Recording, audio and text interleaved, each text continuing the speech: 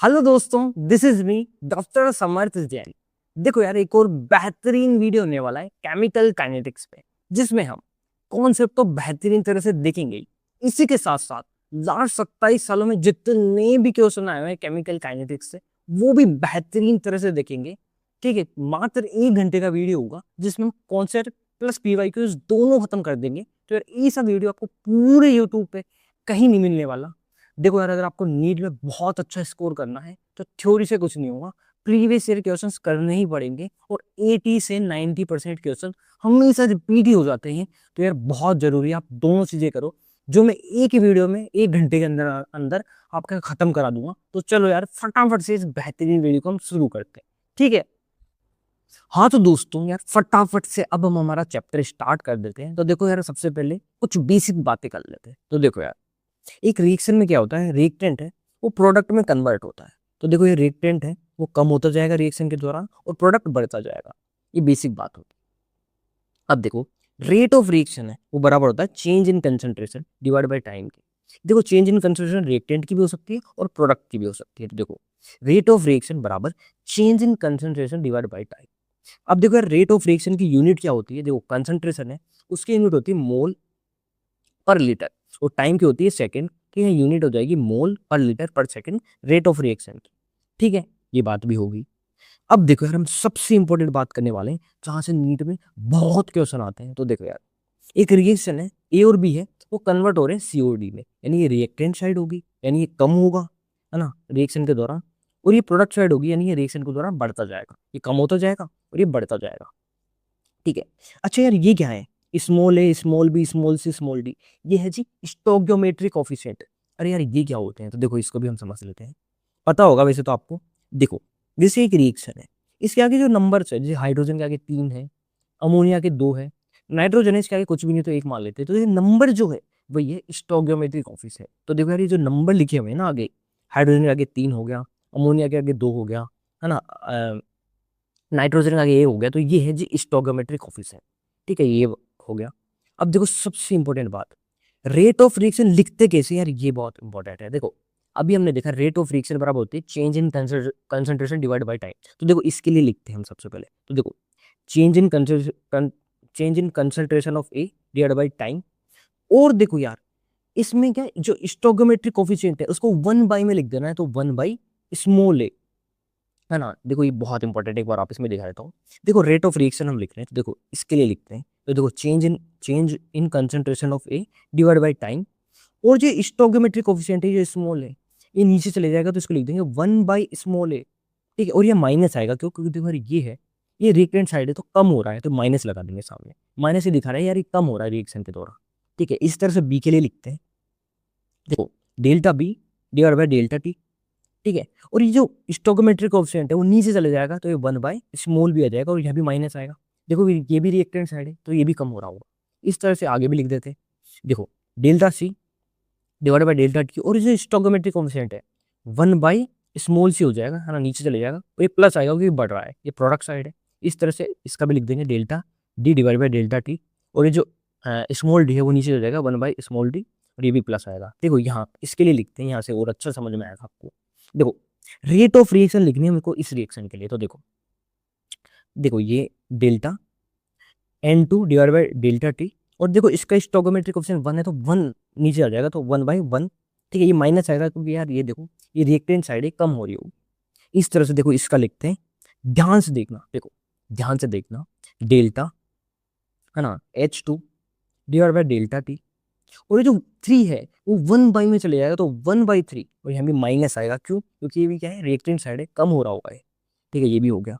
अब हम यहाँ बात कर लेते हैं। देखो, delta NH3 ammonia divide by delta T. ठीक है, और ये जो 2 है वो 1 में चले जाएगा, तो 1/2, है ना। ये प्लस आएगा क्यों, क्योंकि यार ये क्या है, ये बढ़ रहा है, प्रोडक्ट साइड है तो बढ़ रही है। ठीक है, ये प्रोडक्ट है तो बढ़ रहा है रिएक्शन के दौरान। तो इस तरह से लिखते हैं यार, ये बहुत बहुत इंपॉर्टेंट है। मैं चाहता हूँ यार, वीडियो आप पॉज करो, एक बार खुद अच्छे से देखो और लिखो, ये बहुत बहुत इंपॉर्टेंट है। ठीक है, अब देखो यार, इसको एक तरह से और लिख सकते हैं, बहुत आसान है। देखो यार, ये जो रिएक्टेंट साइड है वो कम हो रही है, तो देखो ये जो minus delta A divide by delta T है, इसको हम एक और तरह से लिख सकते हैं क्या, rate of disappearance, rate of disappearance of A divide by small A, stoichiometric coefficient है ना, जो क्या है इस स्मॉल है, तो ये इस तरह से भी लिख सकते हो। और ये देखो ये इसी तरह से देखो यहाँ है ये minus delta delta B divide by delta T है, इसको हम लिख सकते हैं रेट ऑफ डिसअपीयरेंस, ये भी कम हो रहा है ना, of B divide by small B. इस तरह से देखो ये तो बढ़ रहा है, तो इसको हम लिखेंगे इस वाले पार्ट को rate of appearance, rate of appearance of C divide by small C, stoichiometric coefficient. ठीक है, इस तरह से देखो ये वाला पार्ट है ये, इसको हम लिख सकते हैं rate of appearance of D है ना डिवाइड बाय स्मॉल डी। तो देखो यार यहाँ भी देखो एक बार, ये देखो ये जो पार्ट है इसको हम लिख देंगे rate of disappearance, rate of disappearance of N2 divide by 1, stoichiometric coefficient 1 है। ठीक है, अब देखो ये वाला पार्ट है जो minus delta H2 divide by delta T, इसको लिख देंगे rate of disappearance of H2 divide by 3। देखो यहाँ स्टोइकोमेट्रिक कोएफिशिएंट है तो 3 है, तो 3 से डिवाइड हो जाएगा। ठीक है, ये जो ये वाला पार्ट है इसको लिख देंगे रेट ऑफ अपीयरेंस से बढ़ रहा है ऑफ NH3 डिवाइड बाय 2। तो यार ये आपको समझ में आ गया। तो अब देखो क्वेश्चन धड़ाधड़ होंगे, देखो ये इस तरह से लिखते हैं, हमने देख लिया। तो देखो मान लो अगर रेट ऑफ अपीयरेंस आपको दे दे, rate of appearance of ammonia हमको दे दी, और हमसे पूछे रेट ऑफ रिएक्शन, तो देखो रेट ऑफ रिएक्शन बराबर होता है इसके। तो देखो यार इसमें क्या हो जाएगा, देखो इसकी जगह ये लिख रख दो, ये वैल्यू दे रखी है इसकी जगह रखेंगे, फटाफट से रेट ऑफ रिएक्शन आ जाएगा। तो देखो ये जो है ये हमको दे रखा है, तो 2 इंटू 10 के पावर -3 दे रखा है डिवाइड बाई 2 यानी 10 के पावर -3, ये आ जाएगा रेट ऑफ रिएक्शन के। ठीक है, देखो अब डायरेक्ट हम नीट का क्वेश्चन करते हैं, है ना, सॉरी AIPMT का क्वेश्चन करते हैं, है ना।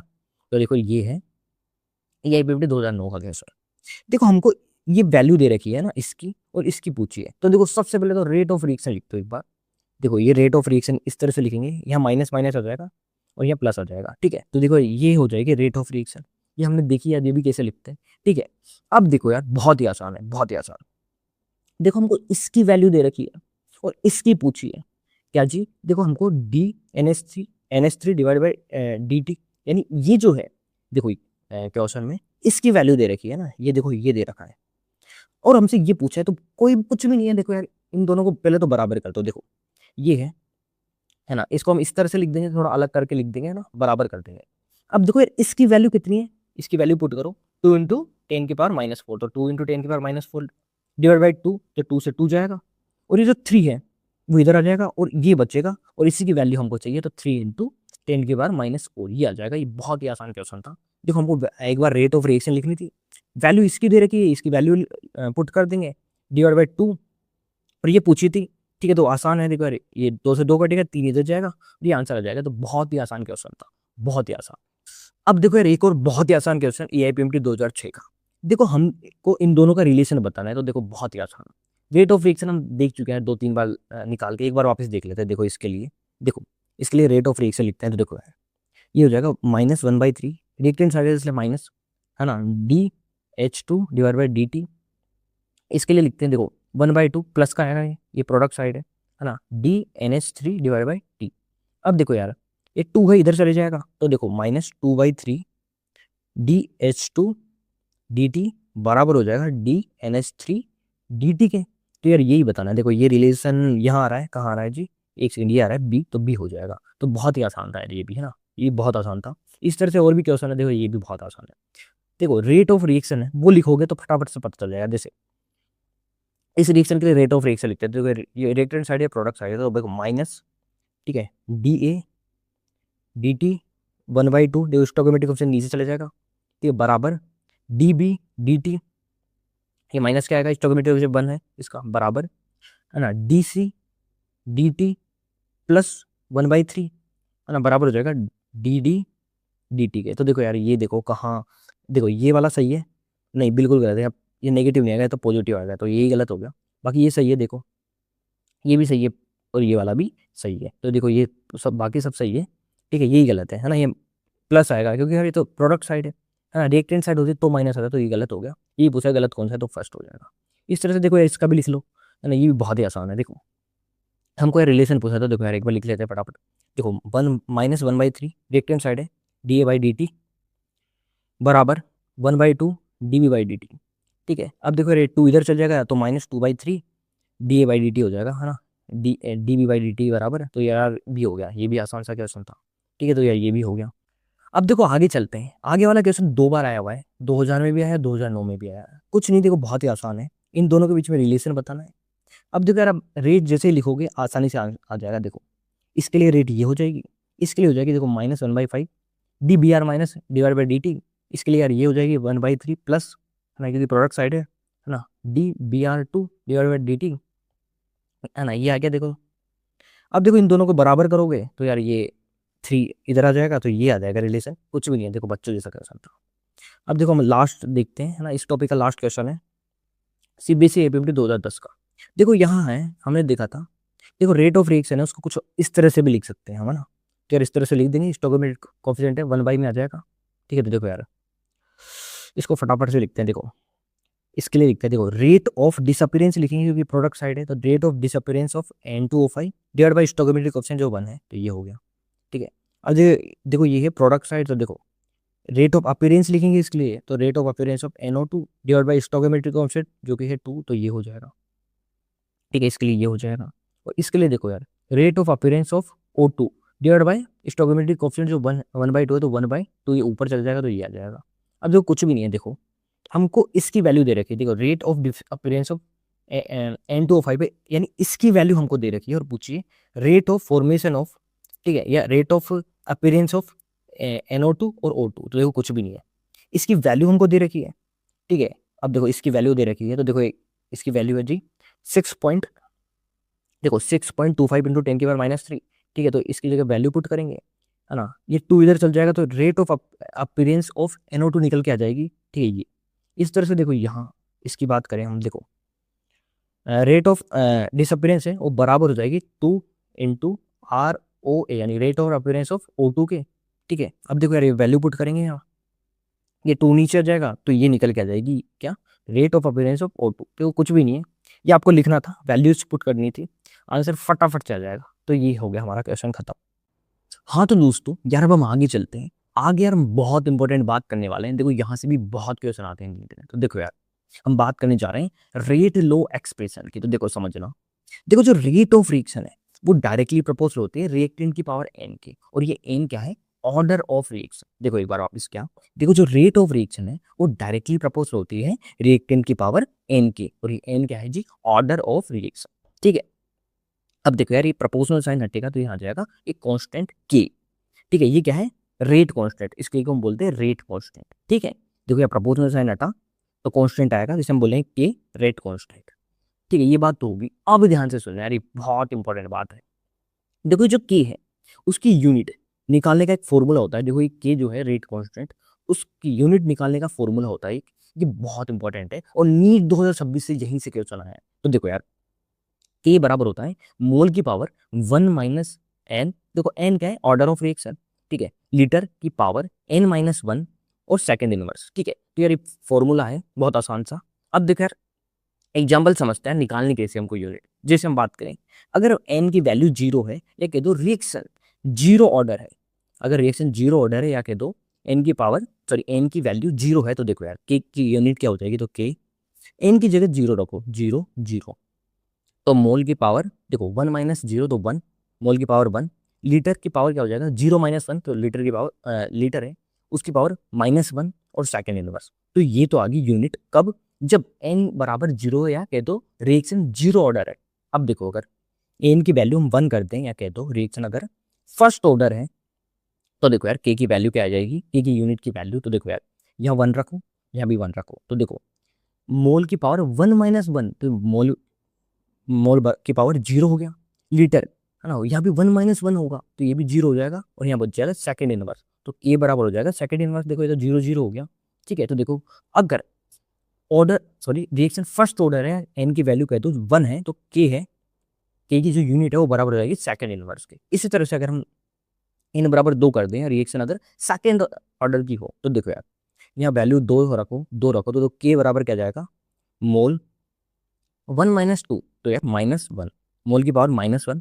ठीक है, लीटर या एल है ना, 2 माइनस 1, देखो यहाँ एन की जगह 2 रखेंगे, तो 2 माइनस 1 1 और सेकेंड इनवर्स। तो यार ये इस तरह से आपको देखना है। देखो क्वेश्चन बहुत ही आसान आया था, है ना, देखो हमसे यही पूछा था जीरो ऑर्डर रिएक्शन तो यूनिट क्या होगी, तो देखो यार हम निकाल ही चुके हैं अभी। देखो ये हो जाएगी फर्स्ट ऑर्डर में, ये हो जाएगी सेकंड में, ये हो जाएगी थर्ड में, निकाल लेना, n बराबर 3 रखोगे तो आ जाएगी आपको, है ना। तो यार ये बहुत ही आसान क्वेश्चन था, फॉर्मूला बेस्ड था बिल्कुल। तो ये आया था हमारे नीट 2024, तो बहुत ही आसान क्वेश्चन था, ठीक है। हाँ तो दोस्तों यार अब हम आगे चलते हैं। देखो आगे हम कुछ कॉन्सेप्ट सीखेंगे और नीट के ढेर सारे क्वेश्चंस करेंगे। तो देखो ए और बी है, रिएक्टेंट है और ये प्रोडक्ट बना रहे हैं, और क्वेश्चन में क्या दे रखा है, एक ही कंसंट्रेशन अगर हम दोगुनी करते हैं तो देखो रेट ऑफ रिएक्शन 4 गुनी हो जाती है, और बी की कंसंट्रेशन हम दोगुनी करते हैं तो रेट ऑफ रिएक्शन 2 गुनी हो जाती है। तो हमको ए और बी के ऑर्डर फाइंड करने यानी एन की वैल्यू पता करनी है। तो देखो यार हमने थोड़ी देर पहले पढ़ा था, देखो जो रेट है, रेट ऑफ रिएक्शन है वो डायरेक्टली प्रपोज होती है रिएक्टेंट की पावर एन के। तो देखो हम सबसे पहले बात करते हैं ए की। तो देखो यार रेट ऑफ रिएक्शन है वो डायरेक्टली प्रपोज हो जाएगी ए की पावर एन की। अब देखो क्वेश्चन में क्या दे रखा है कि ए की कंसंट्रेशन अगर हम 2 गुनी करते हैं तो जो रेट ऑफ रिएक्शन है वो 4 गुनी हो जाती है। तो देखो एन की वैल्यू यहाँ से क्या आ जाएगी, देखो देखो ए की कंसंट्रेशन हम 2 गुनी करी तो देखो रेट ऑफ रिएक्शन 4 गुनी होगी। तो यार देखो एन है यानी 2 है, देखो 2 की पावर 2 हो जाएगी। देखो एन की वैल्यू हम 2 रखें तो देखो 2 की पावर 2 यानी 4 आ गया, तो बिल्कुल सही है। देखो एन की वैल्यू 2 हो जाएगी यहाँ से, ठीक है। अब देखो एक बार बी की भी देखते हैं और समझ में आएगा आपको। देखो यही देखो सेम लिखेंगे। देखो हाँ बी की कंसंट्रेशन हमने 2 गुनी की तो रेट ऑफ रिएक्शन भी 2 गुनी होगी। तो देखो एन की वैल्यू क्या हो गई है, देखो एन की वैल्यू 1 आ जाएगी। क्यों, देखो 2 है, देखो 2 है, इधर 1 रखेंगे है ना, एन की वैल्यू 1 रखेंगे तो 2 की पावर 1 यानी 2। तो यार देखो सही आ गया, ठीक है। देखो यार यहाँ एन की वैल्यू 2 हो जाएगी, यहाँ एन की वैल्यू 1 हो जाएगी, ठीक है। अब देखो एक क्वेश्चन कर लेते हैं हम नीट का। देखो ये क्वेश्चन है AIPMT 2005 का। देखो क्वेश्चन में ये दे रखा है कि, क्वेश्चन में ये दे रखा है कि जो रेट ऑफ रिएक्शन है वो 1/4 हो जाती है कब, जब हम बी की कंसंट्रेशन है वो कर देते हैं 2 गुनी। तो देखो यार क्या, देखो रेट है वो देखो बी की बात करते हैं, रेट कांस्टेंट है वो डायरेक्टली प्रपोज होता है रिएक्टेंट की पावर एन के, तो रेट है डायरेक्टली प्रपोज हो जाएगी बी की पावर एन के। अब देखो रेट है वो 1/4 होता है कब, जब बी है उसको हम 2 गुनी करते हैं, बी की कंसंट्रेशन हम जब 2 गुनी करते हैं, देखो 2, ठीक है। अब देखो एन की वैल्यू क्या होगी, तो देखो एन की वैल्यू अगर हम देखो 1 रखें तो 2 की पावर 1 तो 2 हो जाएगी। तो देखो ये तो आ नहीं रहा। अगर एन की वैल्यू हम -1 रखें तो देखो यार ये 1/2 हो जाएगा, तो ये भी नहीं हो रहा। अगर एम की वैल्यू हम 2 रखें तो 2 की पावर 2 4 हो जाएगा, तो ये भी नहीं आ रहा, ठीक है। अगर हम एन की वैल्यू -2 रखें तो देखो 2 की पावर -2 यानी 1/4, तो देखो एन है उसकी वैल्यू हो जाएगी -2, तो आंसर हो जाएगा हमारा बी। तो ये हो गया हमारा क्वेश्चन। एक और क्वेश्चन था नीट 2023 का। देखो बच्चों जैसा क्वेश्चन है तो यार, है ना, इसके लिए तो कुछ पढ़ने की जरूरत भी नहीं है। देखो क्या बोल रहा है, देखो ये रिएक्शन दे रखी है एक, सॉरी ये रेट दे रखी है ना, और देखो ये बोल रहा है कि बी की कंसंट्रेशन हम कांस्टेंट रखते हैं और ए की कंसंट्रेशन हम ट्रिपल कर दे तो देखो रेट क्या हो जाएगा। देखो बहुत ही आसान, देखो रेट बराबर ये दे रखा है। अब ये हो रहा है बी की कंसंट्रेशन तो हमने कांस्टेंट रखी और ए की कंसंट्रेशन हम तिगुनी कर देते तो 3A का स्क्वायर हो जाएगा तो 9A, तो रेट हो जाएगी 9 टाइम्स। तो देखो यार ये बहुत ही आसान है, increase by the factor of 9। तो ये नीट 2023 का क्वेश्चन था, बहुत ही आसान, बच्चों जैसा क्वेश्चन है, ठीक है। हाँ तो दोस्तों यार अब हम आगे चलते हैं। देखो यार आगे एक और छोटा सा कॉन्सेप्ट हम समझेंगे। देखो यार अगर आपको इस तरह से इक्वेशन दे रखी हो क्वेश्चन में और ए और बी का ऑर्डर फाइंड करना हो तो देखो कैसे करोगे, बहुत ही आसान, बहुत ही आसान। देखो आपको सबसे पहले क्या करना है, जैसे अगर मान लो ए का ऑर्डर हमको फाइंड करना है, सबसे पहले हम ए का ऑर्डर फाइंड करते हैं। तो आपको ऐसी 2 रिएक्शन देखनी है जहां बी कांस्टेंट हो। तो देखो यार ए का ऑर्डर हम फाइंड कर रहे हैं तो हमको ऐसी 2 रिएक्शन देखनी है जब बी कांस्टेंट हो। तो देखो यार इन दोनों पहली और दूसरी रिएक्शन में बी कांस्टेंट है। तो देखो यार, है ना, अब देख ध्यान से देखना, ए है वो 2 से 4 हो रहा है यानी 2 गुना हो रहा है। तो देखो रेट ऑफ रिएक्शन है वो भी 4 से 8 हो रही है यानी वो भी 2 गुना हो रही है। तो देखो एन की वैल्यू क्या आ जाएगी, 1 आ जाएगी। देखो एक बार आप इस क्या, देखो पहली और दूसरी रिएक्शन में बी तो कांस्टेंट है, ए है वो 2 गुना हो रहा है। तो देखो जी जो रेट ऑफ रिएक्शन है वो भी 4 से 8 यानी वो भी 2 गुनी हो रही है, तो एन की वैल्यू यहाँ से 1 आ जाएगी, ठीक है। आगे देखो बी का ऑर्डर हमको फाइंड करना है तो देखो सेम प्रोसेस रिपीट करनी है। देखो हमको इसे 2 रिएक्शन देखनी है जहाँ ए कांस्टेंट है। तो देखो यार इन दूसरी तीसरी रिएक्शन में ए कांस्टेंट है। देखो यार अब देखो ए की कंसंट्रेशन 2 गुनी हो रही है तो रेट ऑफ रिएक्शन यहाँ भी 2 गुनी हो रही है। देखो ये 1 से 2 हो रहा है, ये 2 गुनी हो रही है, तो रेट ऑफ रिएक्शन भी 8 से 16 यानी ये भी 2 गुनी हो रही है। यानी देखो यहाँ भी एन की वैल्यू कितनी आ जाएगी जी, 1 आ जाएगी। तो देखो यार ए का ऑर्डर भी 1, बी का ऑर्डर भी 1, तो देखो यहाँ भी एन की वैल्यू 1 आ गई, ठीक है। तो ये हो गया।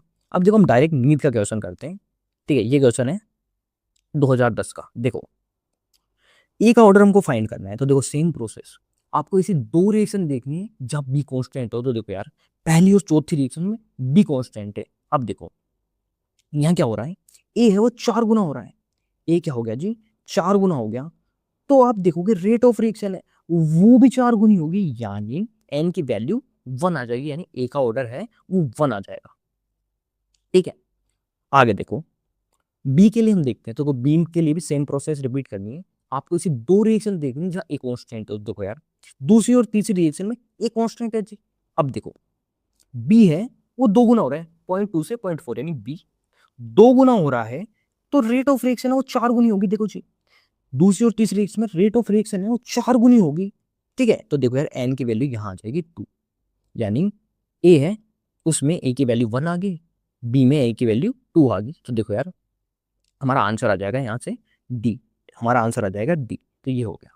देखो इसी तरह से एक और क्वेश्चन आया था, वो दिखने में थोड़ा सा खतरनाक सा लग रहा है लेकिन है आसान। देखो ये क्वेश्चन है हमारा, है ना, ये रिएक्टेंट है और हमको यहाँ देखो इनकी ऑर्डर पूछा है। तो देखो यार और ये रेट ऑफ रिएक्शन है नीचे, हाँ ये रेट ऑफ रिएक्शन है। तो देखो यार इसको कैसे करोगे, तो देखो सबसे पहले हम देखते हैं। देखो ये क्या है, रिएक्टेंट है और ये रेट ऑफ रिएक्शन है। तो देखो यार पहली और दूसरी रिएक्शन में देखो ये तो कांस्टेंट है, ये भी कांस्टेंट है। अब देखो अगर अब देखो यहाँ ध्यान से देखना, ये अगर देख लिया तो यही क्वेश्चन खत्म है। देखो Br2 है वो 2 गुना हो रहा है, तो रेट ऑफ रिएक्शन को कोई फर्क नहीं पड़ रहा, यानी देखो क्या, देखो पहली और दूसरी रिएक्शन देखो, देखो ये कांस्टेंट ये कांस्टेंट। अब क्या हुआ Br2 है ना, वो अगर 2 गुना हो रहा है तो रेट ऑफ रिएक्शन कोई फर्क नहीं पड़ रहा, यानी इसका ऑर्डर 0 है। ठीक है, इसका ऑर्डर 0 है। तो देखो यार यहाँ ये नहीं हो सकता, देखो यहाँ Br2 का ऑर्डर बने, इसका भी Br2 का ऑर्डर बने, यहाँ भी Br2 का ऑर्डर बने। तो देखो ऑप्शन फर्स्ट आ गया, आपको आगे देखना ही नहीं है। फिर भी देखो हम आगे भी करते हैं, जैसे देखो देखो जी दूसरी और तीसरी रिएक्शन है ना, इसमें देखो यार ये कांस्टेंट है, Br2 है उसका ऑर्डर 0 होगा, तो इससे तो कोई लेना देना ही नहीं रहा यार। ठीक है, तो देखो यार H प्लस है वो 2 गुना हो रहा है, तो देखो यहाँ ये भी 2 गुना हो रहा है, यानी H प्लस का ऑर्डर मतलब एन की वैल्यू यहाँ 1 आ गई, ऑर्डर 1 हो गया। तो देखो यार यहाँ भी देख सकते हो ऑर्डर 1 है, तो देखो आंसर फर्स्ट हो जाएगा। आपको इतना सॉल्व करना नहीं था, बस Br2 को आप देख लेते तो आंसर आ जाता। ये था AIPMT 2008 का क्वेश्चन। हाँ तो दोस्तों यार अब हम आगे चलते हैं, आगे बहुत ही आसान क्वेश्चन है CBSE AIPMT 2012 का, बस थोड़ा सा ध्यान देना है। देखो पहली लाइन में ये बोल रखा है कि अगर बी की कंसंट्रेशन हम दोगुनी कर देते हैं तो जो रेट ऑफ रिएक्शन है वो दोगुनी हो जाती है। तो देखो यहाँ तो एन 1 आ जाएगा, तो देखो बी है उसके लिए ऑर्डर 1 आ गया, यानी देखो आंसर या तो सी होगा या डी होगा। अब ए का ऑर्डर हमको नहीं पता, ए का भी फाइंड कर लेंगे फटाफट से। देखो आगे ये बोल रखा है, देखो इस लाइन से तो हमको ये पता चल गया कि बी है उसका ऑर्डर 1 हो जाएगा। आगे देखो ये बोल रखा है कि ए और बी दोनों की कंसंट्रेशन हम दोगुनी कर देते हैं, तो जो रेट ऑफ रिएक्शन है वो 8 गुनी हो जाती है। तो देखो यार हमको बी का ऑर्डर तो पता है 1, लेकिन ए है उसका नहीं पता। तो देखो यार अगर हम ए का ऑर्डर 1 करें तो देखो 2:2 यानी 4 आया, हमको तो 8 चाहिए, तो देखो ये तो हो नहीं सकता। अब देखो हम ए का ऑर्डर 2 कर दें, यानी 2 की पावर 2 है ना इंटू 2, यानी यहाँ से 8 आ जाएगा, 2 की पावर 2 4 इंटू 2 8 आ जाएगा। तो ए है उसका ऑर्डर हो जाएगा 2, ए है उसका ऑर्डर हो जाएगा 2, यानी आंसर हो जाएगा जी डी। ऐसा ही सेम क्वेश्चन वापस आया था AIPMT 2009 में, है ना। देखो ऐसा सेम क्वेश्चन AIPMT 2009 में भी आया था। देखो यहाँ थोड़ा सा उल्टा कर दिया बस। देखो यहाँ क्या है, वही देखो ए की कंसंट्रेशन हम दोगुनी करते हैं तो रेट ऑफ रिएक्शन दोगुनी हो जाती है, तो यहाँ ए की जो ऑर्डर है वो 1 हो जाएगा। देखो ए का ऑर्डर है वो 1 हो जाएगा, बाकी सेम क्वेश्चन है। ठीक है, बाकी आगे भी वही दे रखा है, देखो है ना, रेट ऑफ रिएक्शन 8 गुनी हो जाती है अगर हम ए और बी दोनों की कंसंट्रेशन दोगुनी कर देते हैं। तो देखो यार ये दोगुनी कर दो। अब देखो यहाँ ए है उसका ऑर्डर 1 है, तो बी का देखो क्या हो जाएगा 2 हो जाएगा। तो देखो यार ये आंसर हो जाएगा। ठीक है, आराम से करना, कोई दिक्कत नहीं है इसको। तो ये भी हो गया हमारा। ठीक है, अब देखो एक और चीज मैं बता देता हूँ, अगर यार देखो है ना कॉम्प्लेक्स रिएक्शन जो होती है, कॉम्प्लेक्स रिएक्शन यानी रिएक्शन अगर मल्टीपल स्टेप्स में हो रही हो, तो देखो उसका RDX है, रेट डिटरमाइनिंग स्टेप, ये आपको पहले से भी पता होगा। देखो जो RDX है उसका वो डिपेंड करता है इसके स्लोएस्ट स्टेप पे। तो देखो यार यहाँ स्लोएस्ट स्टेप है ये वाली, तो जो रेट है वो डिपेंड करेगी इस वाली सबसे स्लोएस्ट स्टेप पे। ठीक है, तो देखो यार ये आंसर हो जाएगा ओनली बी, है ना। ये जो सेकंड वाली है बी, इसी पे इसकी रेट डिपेंड करेगी, ठीक है। यही हो जाएगा इसका RDX, रेट डिटरमाइनिंग स्टेप, ठीक है। तो ये भी बात होगी। अब हाँ तो दोस्तों यार अब हम आगे चलते हैं। देखो आगे हम बात करने वाले हैं जीरो ऑर्डर रिएक्शन की, और एक हम बात करेंगे फर्स्ट ऑर्डर रिएक्शन की। देखो यार दोनों ही बहुत बहुत इंपॉर्टेंट है, तो बहुत ध्यान से चलना। देखो पहली है जीरो ऑर्डर रिएक्शन। देखो नाम से ही पता चल रहा है यहाँ जो ऑर्डर है वो जीरो हो जाएगा रिएक्टेंट का, ठीक है। यानी एन के है वो बराबर जीरो के हो जाएगा। देखो एक एक बात तो आपको पता ही है, देखो रेट बराबर क्या होता है, रेट बराबर रेट कांस्टेंट इनटू रिएक्टेंट की पावर एन। तो ये जो एन है वो जीरो हो जाएगी यहाँ, ठीक है। तो देखो रेट बराबर के रिएक्टेंट की पावर जीरो हो जाएगी। अब देखो यहाँ से दो बातें आपको समझनी है। देखो पहली तो क्या, देखो यहाँ है जो रेट है वो बराबर हो जाएगी रेट कांस्टेंट के। देखो ये तो इसकी पावर तो जीरो होगी, तो यार रेट है वो बराबर होगी रेट कांस्टेंट के। तो देखो यार एक बार तो यही क्वेश्चन आ गया कि यार कहाँ है जो रेट है वो बराबर हो जाती है रेट कांस्टेंट के, तो जीरो ऑर्डर में। तो AIPMT 2003 का क्वेश्चन तो यही आ गया, ठीक है। तो ये तो हो गया है ना। अब देखो आगे, देखो एक बात तो ये ध्यान रखनी है आपको। दूसरी बात, यहाँ जो रेट है वो इंडिपेंडेंट है रिएक्टेंट की कंसंट्रेशन से। देखो इसकी पावर तो जीरो होगी जो, तो रेट जो है वो इंडिपेंडेंट है किससे, रिएक्टेंट की कंसंट्रेशन से। यानी इसका हम ग्राफ बनाए रेट और कंसंट्रेशन का, तो सीधी लाइन आती। क्यों? क्योंकि रेट है वो डिपेंड ही नहीं कर रही यार कंसंट्रेशन पे। कंसंट्रेशन को हम कितना भी बढ़ा दें रेट नहीं बदलेगी। तो यार ये ग्राफ बहुत याद रखना, जीरो ऑर्डर में रेट और कंसंट्रेशन ग्राफ एक सीधी लाइन आता है, बहुत बहुत इंपॉर्टेंट है, ठीक है। अब देखो एक फॉर्मूला है, ये भी बहुत इंपॉर्टेंट है। फॉर्मूला क्या है, CT बराबर C0 माइनस KT। यानी C0 और CT क्या है, तो ये भी देख लेते हैं आपको। C0 का मतलब है रिएक्टेंट की इनिशियल कंसंट्रेशन, और CT का मतलब है T समय के बाद रिएक्टेंट की कंसंट्रेशन। देखो इसको समझते हैं, जैसे रिएक्शन की शुरुआत ही हुई है, तो देखो यार पूरा का पूरा क्या होगा, रिएक्टेंट ही होगा। देखो रिएक्शन की अगर शुरुआत होगी तो पूरा का पूरा रिएक्टेंट ही होगा। फिर यार क्या है, धीरे धीरे ये प्रोडक्ट में बदलेगा, यानी कम होगा और इससे प्रोडक्ट बनेगा। तो देखो यार मान लो, है ना, एक एग्जांपल लेते हैं। जैसे मान लो शुरुआत में 10 था रिएक्टेंट, अब T समय बाद मान लो T बराबर 2 पे क्या है, ये कम हो जाएगा, है ना, ये कम हो जाएगा। देखो ये है रिएक्शन चलेगी, ये इसमें कन्वर्ट होगा तो कम हो जाएगा, जैसे 8 रह गया। तो T समय के बाद ये कितना बच गया, 8। तो ये है CT, ठीक है। बाकी क्वेश्चन करेंगे तो और समझ में आ जाएगा। तो देखो ये फॉर्मूला आपको याद रखना है, CT बराबर C0 माइनस KT। C0 है इनिशियल कंसंट्रेशन रिएक्टेंट की, और CT है T समय के बाद कंसंट्रेशन माइनस KT हो ही गया, ठीक है। CT बराबर C0 माइनस KT। अब देखो ग्राफ ये आ जाएगा, देखो ग्राफ हम बनाएंगे तो कुछ ऐसा आ जाएगा, देखो है ना। देखो ये है कंसंट्रेशन, यहाँ है टाइम, ठीक है। और इस स्लोप है, इस स्लोप आ जाएगा माइनस के। देखो ये स्लोप है वो बराबर हो जाएगा माइनस के, ठीक है। और ये इंटरसेप्ट है वो बराबर हो जाएगा C0 के। तो देखो यार ग्राफ एक बार वापस, कंसंट्रेशन और टाइम का ग्राफ है, कंसंट्रेशन और टाइम का ग्राफ बना दिया हमने, ठीक है। स्लोप आ गई माइनस के की, माइनस के, देखो माइनस के है उसके बराबर स्लोप आ गई, और इंटरसेप्ट हो गया C0, इंटरसेप्ट हो गया C0, ठीक है। अब हम बात करते हैं T हाफ की। यार ये भी बहुत इंपॉर्टेंट है यार। T हाफ का मतलब क्या है, जब देखो वह टाइम जब रिएक्टेंट की जो कंसंट्रेशन है वो आधी होगी हो। देखो वह टाइम जब रिएक्टेंट की कंसंट्रेशन आधी हो जाए वह T हाफ, यानी जो CT है वो बराबर हो जाएगा C0 बाई 2 के, ठीक है। वह टाइम जब रिएक्टेंट की कंसंट्रेशन है वो आधी हो जाए, ठीक है, इनिशियल कंसंट्रेशन की, यानी CT बराबर C0 बाई 2 हो जाए। तो देखो यार यहाँ टाइम क्या निकल के आएगा, तो देखो यार यहाँ पुट करना है। देखो C0 बाई 2 बराबर C0 माइनस KT। तो देखो T की वैल्यू क्या निकल के आएगी यहाँ, T हाफ की, T हाफ बराबर हो जाएगा C0 बाई 2 के, C0 बाई 2 के। देखो ये आ जाएगी T हाफ की वैल्यू निकल के। देखो कुछ भी नहीं है यार, इसको आप सोल्व करना चाहो तो कर लेना, है ना। CT की वैल्यू है C0 बाई 2 के बराबर रख देना, या फिर इसको डायरेक्ट हो सके तो याद ही कर लो। जीरो ऑर्डर रिएक्शन में T हाफ बराबर होता है C0 बाई 2 के, और इसका ग्राफ कुछ इस तरह से आ जाएगा, है ना। यहाँ इंटरसेप्ट कुछ है नहीं है, तो इस तरह से कुछ आ जाएगा, जिसकी स्लोप हो जाएगी 1/2 के। अब देखो ये जो फॉर्मूला है इसी से एक बार डायरेक्ट क्वेश्चन आ गया था नीट 2020 में शायद। देखो ये क्वेश्चन है, एक सेकंड जी, ये क्वेश्चन है, कुछ भी नहीं यार, बच्चों जैसा क्वेश्चन है, फॉर्मूला आपको याद है तो। देखो हमको सब कुछ दे रखा है। देखो एक तो हमको इनिशियल कंसंट्रेशन यानी C0 की वैल्यू दे रखी है ना। हमको T हाफ है इसकी वैल्यू दे रखी है, और K की वैल्यू पूछी। तो यार बच्चों जैसा क्वेश्चन है तो, है ना, वैल्यू पुट करनी है और मैथ्स लगानी है। तो ये क्वेश्चन हमारा खत्म हुआ नीट 2020 का। अब हम आगे चलते हैं, ठीक है जी। हाँ तो दोस्तों यार अब हम आगे चलते हैं। आगे हम बात करने वाले हैं फर्स्ट ऑर्डर रिएक्शन की। देखो यार नीट में कहीं से सबसे ज्यादा क्वेश्चन आते हैं तो वो यहीं से आते हैं, ध्यान रखना। देखो बहुत ही आसान बातें हैं, 2-3 फॉर्मूले वो याद रखना है, बाकी कुछ भी नहीं, ठीक है। देखो यार एक तो बेसिक बात, देखो फर्स्ट ऑर्डर यानी ऑर्डर है वो 1 के बराबर हो जाएगा, फर्स्ट ऑर्डर यानी ऑर्डर जो है वो 1 के बराबर हो जाएगा, यानी n बराबर 1। तो देखो यार आपको पता ही है, देखो रेट बराबर क्या होता है, रेट बराबर रेट कांस्टेंट है ना इनटू रिएक्टेंट की पावर n, तो ये n है उसकी वैल्यू 1 हो जाएगी यहाँ। तो देखो ये आ जाएगा रेट बराबर के रिएक्टेंट की पावर 1। ठीक है, ये तो बेसिक बात है। अब देखो यार ये जो फॉर्मूला है ना यार, ये बहुत बहुत इंपॉर्टेंट है, ये आपको याद करना ही है यार।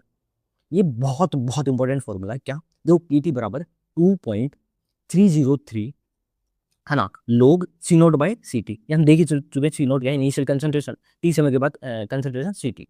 ठीक है, अब देखो यार टी हाफ की हम बात कर लेते हैं। तो देखो यार सी टी बराबर हो जाता है सी नोट बाई 2 के टी हाफ पे।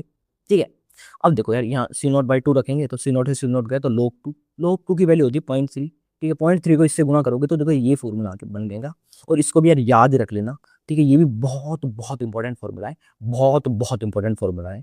ठीक है, ये फॉर्मूला आपको याद करना ही है यार, डायरेक्ट डायरेक्ट क्वेश्चन आते हैं यहाँ से। ठीक है, तो यार ये भी आप देख लेना कि ये दोनों फॉर्मूले वीडियो पोस्ट कर लो यार, 5-10 बार इनको रट लो, बहुत बहुत इंपॉर्टेंट है। ठीक है, अब देखो यार ध्यान से देखना, देखो जो टी हाफ है, अगर देखो यार एक ग्राफ है यार, ये भी बहुत इंपॉर्टेंट है। देखो अगर हम टी हाफ और कंसंट्रेशन का ग्राफ बनाए तो देखो आप देखोगे यार टी हाफ बराबर तो होता है 0.693 डिवाइड बाई के, यानी ये भी यार देखो कंसंट्रेशन पे डिपेंड नहीं करता है। देखो हमने एक ग्राफ जीरो ऑर्डर में भी देखा था, देखो जीरो ऑर्डर में जो रेट थी वो कंसंट्रेशन पे डिपेंड नहीं कर रही थी, वहां ग्राफ ये ऐसा आ गया था सीधी लाइन। यहाँ टी हाफ वो कंसंट्रेशन का ग्राफ आएगा सीधी लाइन, तो ये भी बहुत इंपॉर्टेंट है टी हाफ का ग्राफ। ठीक है, यहाँ भी यार देखो यहाँ को कंसंट्रेशन ग्राफ सीधी लाइन आ रहा है, वहाँ रेट और कंसंट्रेशन ग्राफ सीधी लाइन आ रहा था, ये दोनों याद रखना। ठीक है, अब देखो एक और ग्राफ है, देखो के टी बराबर होता है ना, ये फॉर्मूला है। देखो एल एन है ना, एल एन को हम लॉग में कन्वर्ट करते हैं तो हो जाता है 2.303 लॉग। तो देखो वही बात है ना। तो देखो यहाँ हम ग्राफ बनाते हैं, ये भी बहुत इंपॉर्टेंट है। देखो फॉर्मूला है इसका, आप ग्राफ बनाते हैं तो देखो यार कुछ इस तरह से आ जाता है ग्राफ है ना। एल एन सी टी आ गया वाई एक्सेस पे, टाइम आ गया एक्स एक्सेस पे, स्लोप आ गई माइनस के। ठीक है, और इंटरसेप्ट हो गया एल एन है ना, एल एन सी नोट। तो यार ये ग्राफ भी यार याद रख लेना, काफ़ी इंपॉर्टेंट ग्राफ है। ठीक है, तो यार ये हो गया। अब देखो यार हम कुछ क्वेश्चंस कर लेते हैं है ना जी। हाँ तो दोस्तों यार अब हम बात करते हैं फर्स्ट ऑर्डर से रिलेटेड क्वेश्चंस की। तो देखो पहला है एआईपीएमटी 2009 का क्वेश्चन। देखो हमको टी हाफ की वैल्यू दे रखी है और टी की पूछी है। तो देखो यार फॉर्मूला बेस्ड क्वेश्चन है। अभी अभी हमने एक फॉर्मूला पढ़ा, क्या? टी हाफ बराबर 0.693 डिवाइड बाई के। अब देखो टी हाफ की वैल्यू है 1386, के की पूछी है, डिवाइड करोगे आसानी से आंसर आ जाएगा। तो ये हो गया हमारा 2009 का क्वेश्चन। ठीक है, देखो यार एक और बहुत आसान क्वेश्चन एआईपीएमटी 2015 का। देखो ये बोल रहा है कि इनिशियल कंसंट्रेशन हम डबल कर देते हैं तो टी हाफ में कोई प्रभाव नहीं पड़ता है ना, ये टी हाफ है वो अफेक्टेड नहीं होता है। ठीक है, तो यार कौन सा ऑर्डर है? तो देखो टी हाफ बराबर फर्स्ट ऑर्डर के लिए होता था है ना 0.693 डिवाइड बाई के। तो देखो यार यहाँ कंसंट्रेशन पे डिपेंड ही नहीं कर रहा है। ठीक है, ये देखो टी हाफ जो है फर्स्ट ऑर्डर के लिए वो कंसंट्रेशन पे डिपेंड ही नहीं करता है, तो ये आ जाएगा आंसर बी। ठीक है जी, तो देखो यार यही है the order of the reaction first order. ठीक है जी, अब देखो यार एक और बहुत आसान क्वेश्चन एआईपीएमटी 2007 का।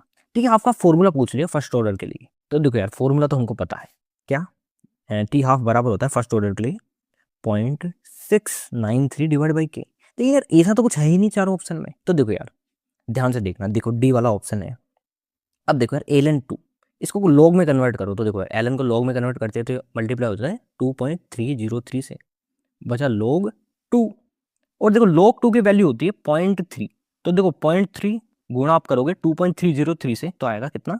0.693 डिवाइड बाई के, यानी आंसर हो जाएगा हमारा डी। ये है ना टी हाफ का फॉर्मूला। ठीक है जी, हाँ तो दोस्तों सीबीएसई एपीएमटी 2005 का क्वेश्चन। देखो यहाँ भी हमको टी हाफ तो पूछा है लेकिन के की वैल्यू नहीं दे रखी। तो देखो के की वैल्यू हम बहुत ही आसानी से निकाल देंगे। देखो हमको रेट दे रखी है और रिएक्टेंट की कंसंट्रेशन दे रखी है। तो देखो यार रेट बराबर क्या होता है जी? रेट बराबर होता है ना के इंटू रिएक्टेंट की कंसंट्रेशन की पावर एन, यानी एन जो यहाँ है देखो फर्स्ट ऑर्डर है तो एन क्या हो जाएगा 1। देखो रेट दे रखा है 2 इंटू 10 की पावर -5। ठीक, टी की वैल्यू हमको बतानी है और रिएक्टेंट की कंसंट्रेशन है जी 0.01, यानी के की वैल्यू यहाँ से निकल के आ जाएगी। देखो के की वैल्यू यहाँ से क्या निकल के आएगी? देखो ये हो जाएगा 10 की पावर -2 लिख सकते हैं, तो ये ऊपर जाएगा तो 2 इंटू 10 की पावर -3, ये के की वैल्यू आ गई। अब देखो फॉर्मूले में पुट करते हैं, देखो टी हाफ बराबर 0.693 डिवाइड बाई 2 इंटू 10 की पावर -3। तो देखो यार कुछ डी, हाँ डी आंसर आ जाएगा, है ना, डी हो जाएगा आंसर। इसको सॉल्व करो, डी आ गया। ठीक है जी। अब देखो यार ये क्वेश्चन मैं नहीं करूंगा, बिल्कुल सेम टू सेम क्वेश्चन है एपीएमटी 2004 का। यहाँ भी देखो हमको रेट दे रखी है, रिएक्टेंट की कंसंट्रेशन दे रखी है और टी हाफ पूछा है। तो देखो के निकाल लेंगे। ठीक है, देखो यार के आसानी से निकल जाएगा। ठीक है, रेट बराबर के इंटू रिएक्टेंट की कंसंट्रेशन। तो यार देखो यहाँ से के निकल जाएगा, के, है ना, फिर टी हाफ का फॉर्मूला लगा देना 0.693 डिवाइड बाई के की वैल्यू यहाँ से आएगी, ये पुट करोगे आसानी से आंसर आ जाएगा। ठीक है, अब देखो रे नीट 2020 के क्वेश्चन की बात करते हैं, बिल्कुल फॉर्मूला बेस्ड क्वेश्चन है। देखो हमको के है, इसकी वैल्यू दे रखी है, रेट कांस्टेंट दे रखा है और हमसे पूछा है time required to reduce 2 gram of reactant to 0.2, यानी देखो इनिशियल कंसंट्रेशन है रिएक्टेंट की वो हमको दे रखी है, यानी सी नोट दे रखा है और ये पूछ रहा है टाइम बताओ जब ये सी नोट इतनी हो जाए, इसकी वैल्यू इतनी हो जाए, है ना, 0.2 ग्राम रह जाए, यानी सी टी की वैल्यू हमको दे रखी है। ठीक है, अब देखकर कुछ भी नहीं है, देखो फॉर्मूला लगाना है यार, ये अगर फॉर्मूला पता है तो कुछ भी नहीं है। देखो के की वैल्यू दे रखी है, टाइम पूछा है ना, सी नोट की वैल्यू है सी नोट की वैल्यू है 2 ग्राम और सी टी की वैल्यू है 0.2 ग्राम। ठीक है, देखो इसको सॉल्व करोगे, देखो ये ऊपर चले जाएगा, log 10 रह जाएगा, log 10 की वैल्यू 1 होती है, बाकी कुछ भी नहीं है। देखो यार ये आप सॉल्व करोगे फटाफट से हमारा आंसर यहाँ से आ जाएगा टी बराबर 500। तो बहुत ही आसान क्वेश्चन था, बिल्कुल फॉर्मूला बेस्ड क्वेश्चन था नीट 2020 का। ठीक है, बिल्कुल सेम क्वेश्चन नीट 2019 में। देखो के की वैल्यू दे रखी ये। ठीक है, अब पूछ रहा है टाइम जब है जो रिएक्टेंट है 40 ग्राम से 10 ग्राम रह जाए, है ना, 40 ग्राम से 10 ग्राम रिएक्टेंट रह जाए, तो ये टाइम बताओ। ठीक है, तो देखो यार बिल्कुल फॉर्मूला, देखो यार थोड़ा ब्लर हो गया, सॉरी यार, लेकिन फॉर्मूला यही लगाना है। ठीक है, थोड़ा तो दिख ही रहा होगा वैसे। देखो के की वैल्यू ये होगी। ठीक है, सी नोट इनिशियल है, रिएक्टेंट 40 ग्राम और ये 10 ग्राम रह जाए, है ना। तो देखो यार सी नोट और सी टी की वैल्यू दे रखी है, कुछ भी नहीं है यार, बस फॉर्मूला लगाना है ना। ये कटेगा, लोग 4 आ जाएगा, लोग 4 की वैल्यू होती है कितनी, 0.6, बस यार रखो टी आ जाएगा यार। बहुत ही आसान क्वेश्चन ये भी, है ना। अब देखो यार बिल्कुल सेम क्वेश्चन। तो देखो यार आपको ये तो पता लग रहा है ना, क्वेश्चन बार बार ही रिपीट होते हैं। देखो यार ये भी बस वैल्यू चेंज की जा रही है। देखो के की वैल्यू दे रखी है, इनिशियली सी नोट की वैल्यू दे रखी है, सी टी की वैल्यू दे रखी है और हमको टाइम पूछा है। देखो यार बिल्कुल सेम क्वेश्चन आ रहे हैं, देख लो यार नीट में हमेशा यार बिल्कुल रिपीट हो रहे हैं क्वेश्चन। तो देखो यार आसानी से निकल जाएगा, फॉर्मूला बेस्ड क्वेश्चन है। के टी बराबर 2.303 लोग सी नोट बाई सी टी लगाना है, सी नोट की वैल्यू है, सी टी की वैल्यू है, के की वैल्यू है, टाइम बताना है। बहुत ही आसान क्वेश्चन था ये, है ना। हाँ तो दोस्तों यार अब हम बात करते हैं नीट 2019 के क्वेश्चन की। देखो बहुत ही आसान क्वेश्चन है, ये भी बिल्कुल फॉर्मूला बेस्ड क्वेश्चन है, लेकिन आपको एक चीज ध्यान रखनी है। यहाँ देखो एक लाइन है जिसको आपको समझना है। देखो ये बोल रहा है इफ रेट कांस्टेंट है, इसकी वैल्यू के दे दी। अब देखो ध्यान से पढ़ना, time required for the completion of 99% of reaction, यानी देखो यार रिएक्शन है वो 99% खत्म हो चुकी है। देखो ये रिएक्टेंट है, प्रोडक्ट में कन्वर्ट हो रहा है, मान लो रिएक्टेंट 100 था तो 99% रिएक्शन खत्म होगी, यानी रिएक्टेंट है वो 99% तो क्या प्रोडक्ट में बदल चुका, यानी ये 1% ही तो बचा। देखो एक बार वापस यार ये बात समझने की, देखो देखो रिएक्टेंट है वो प्रोडक्ट में कन्वर्ट हो रहा है। ठीक है, देखो रिएक्टेंट की इनिशियल कंसंट्रेशन मान लो 100 होगी। अब यार देखो सीटी कितना होगा, सीटी बराबर यानी टी समय के बाद रिएक्टेंट की कंसंट्रेशन। अब यार ये देखो ये बोल रहा है क्वेश्चन इन 99% जो रिएक्शन है वो कंप्लीट हो चुकी है, यानी 99% है रिएक्टेंट प्रोडक्ट में कन्वर्ट हो चुका है। तो देखो यार 99% तो प्रोडक्ट में कन्वर्ट हो गया, यानी बचा कितना, एक। तो सीटी की वैल्यू होगी एक। सीटी क्या होता था, रिएक्टेंट की कंसंट्रेशन टी टाइम पे, तो ये इसकी वैल्यू 1 होगी। ठीक है, 1% हो गया, 1 होगी, तो बस यार कुछ भी नहीं है। सी नॉट 100 हो गया, 100 मान लो। तो देखो 99% अगर रिएक्शन खत्म होगी तो सी टी बराबर 1 बचा ना, 99% खत्म होगी तो एक पर एक ही बचा। ठीक है, तो यार बस कुछ भी नहीं है, बाकी फॉर्मूला लगाओ। लोग सी नॉट की वैल्यू 100 है, सी टी की 1 है, बस कुछ भी नहीं है यार, है ना। लोग 10 की पावर 2 यानी 2 हो जाएगा ये, बाकी कुछ भी नहीं यार, बच्चों जैसा क्वेश्चन है। ठीक है जी। हाँ तो दोस्तों ये क्वेश्चन है नीट 2025 का। देखो यार ऐसा माना गया था कि नीट 2025 का पेपर बहुत ही टफ आ गया था, और देखो इस साल जो कट ऑफ है वो बहुत कम हो गई थी। लेकिन मैं आपको सच बताऊं तो यार कोई टफ पेपर नहीं आया था, बस यार एक एक स्टेप यार कहीं कहीं क्वेश्चन बढ़ाती थी, बाकी बहुत ही आसान था यार, है ना। तो देखो यार ये क्वेश्चन हम करते हैं, देखो कुछ भी नहीं यार, एक स्टेप बढ़ा दी है, बाकी है बहुत आसान क्वेश्चन। देखो टी हाफ की वैल्यू हमको दे दी है ना 1, और देखो यार हमको टाइम पूछा है जब रिएक्शन 99.9% कंप्लीट हो जाए। तो देखो बहुत ही आसान है ये भी। देखो यही फॉर्मूला लगाना है हमको, है ना। लेकिन देखो एक चीज पहले यार, एक जो के टी बराबर, देखो ये फॉर्मूला है हमारा। अब देखो हमको के की वैल्यू नहीं दे रखी डायरेक्टली, लेकिन आपको पता है यार ये फॉर्मूला होता है। ठीक है, तो देखो टी हाफ की वैल्यू दे रखी है 1, तो देखो बहुत ही आसानी से के की वैल्यू आ जाएगी। ठीक है, बस यार एक स्टेप इतनी सी बढ़ा देती, बाकी बस वही क्वेश्चन तो वही है ये, है ना। देखो कि हाफ की वैल्यू 1 दे रखी है तो के की वैल्यू यहाँ से आ जाएगी, ठीक है, ये इतनी हो जाएगी। ठीक है, बाकी देखो यार 99.9% रिएक्शन खत्म हो जाती है। देखो ये रिएक्टेंट है, प्रोडक्ट में कन्वर्ट हो रहा है, ये 100 था, 99% रिएक्शन खत्म हो गया, 99% का तो प्रोडक्ट बन गया, बचा कितना 0.1%। तो देखो सी नोट की वैल्यू ये होगी, सी टी की वैल्यू ये होगी, है ना, के की वैल्यू आ गई, टी की बतानी है यार, देखो बहुत ही आसान क्वेश्चन है।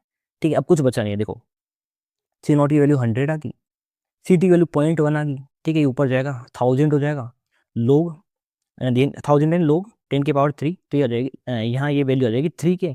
ठीक है, तो यार 3 इंटू इससे करना, और देखो के की वैल्यू कितनी है 0.693, तो यार टी की वैल्यू आ जाएगी, बहुत ही आसान क्वेश्चन, 10 आ जाएगी, है ना, यहाँ से टी की वैल्यू 10 निकल के आ जाएगी, तो बहुत ही आसान क्वेश्चन है यार ये भी। हाँ तो दोस्तों यार बात कर लेते हैं नीट 2016 फेज 1 के क्वेश्चन की। देखो यार यही ऐसा क्वेश्चन है जो थोड़ा सा ट्रिकी है पूरे चैप्टर में, और थोड़ा मुश्किल क्वेश्चन है, बाकी इतना भी मुश्किल नहीं है, थोड़ी सी एक बात समझो। देखो फर्स्ट ऑर्डर रिएक्शन है, 10 सेकंड पे हमको कंसंट्रेशन दे रखी है ये है, और 20 सेकंड में कंसंट्रेशन है ये, और हमको टी हाफ बताना है। तो देखो ध्यान से देखो हम इस क्वेश्चन को करेंगे कैसे। तो देखो हमको इसको यहाँ से देखना शुरू करेंगे, तो देखो यार ये यहाँ से शुरू करें हम, तो देखो ये तो इनिशियल कंसंट्रेशन होगी, है ना, और देखो 10 सेकंड के बाद, है ना, कितनी हो जाती है कंसंट्रेशन, इतनी हो जाती है, यानी सी टी ये होगी। ठीक है, देखो एक बार वापस क्या, ये बात आपको समझ गई, मैं आगे तो क्वेश्चन खत्म ही हो गया, है ना। देखो क्या हम ऐसे क्वेश्चन में क्या करते हैं, इसको यहाँ से देखना शुरू करते हैं। ठीक है, एक सेकंड रुको जी, हम इसको यहाँ से देखना शुरू करते हैं। ठीक है, तो यार यहाँ से हम शुरू करें इसे, तो ये तो इनिशियल कंसंट्रेशन होगी, और 10 से 20 यानी 10 सेकंड बाद, ठीक है, 10 सेकंड बाद कंसंट्रेशन होगी ये, तो यानी सी टी होगी, और देखो इसको इसमें कन्वर्ट होने का टाइम कितना लगा, 10 लगा, देखो 10 सेकंड थी फिर 20, यानी 10 सेकंड के अंदर ये 0.04 से कितना रहेगा 0.03, तो ये टाइम हो गया 10 सेकंड, और सी नोट और सी टी है इसका रेशियो आ गया ये। अब देखो ये कट जाएंगे तो ये रेशियो रह जाएगा 4/3, और यहाँ टाइम हो गया 10। बस अगर आपको ये समझ में आ गया तो क्वेश्चन तो खत्म हो गया। देखो देखो यार टाइम हो गया 10 सेकंड, है ना, सी नोट बाई सी टी की है, इसका रेशियो होगा 4/3। आप इसको सॉल्व करोगे तो यहाँ से के की वैल्यू आ जाएगी, और के की वैल्यू आ गई यहाँ पुट करोगे तो देखो टी हाफ आ जाएगा। तो यार ये है तो आसान क्वेश्चन, ठीक है, थोड़ा सा ट्रिकी था मैं मान सकता हूँ, ठीक है, बाकी यार इस तरह से करोगे तो ये भी आसान है, उससे सॉल्व हो जाएगा। ठीक है,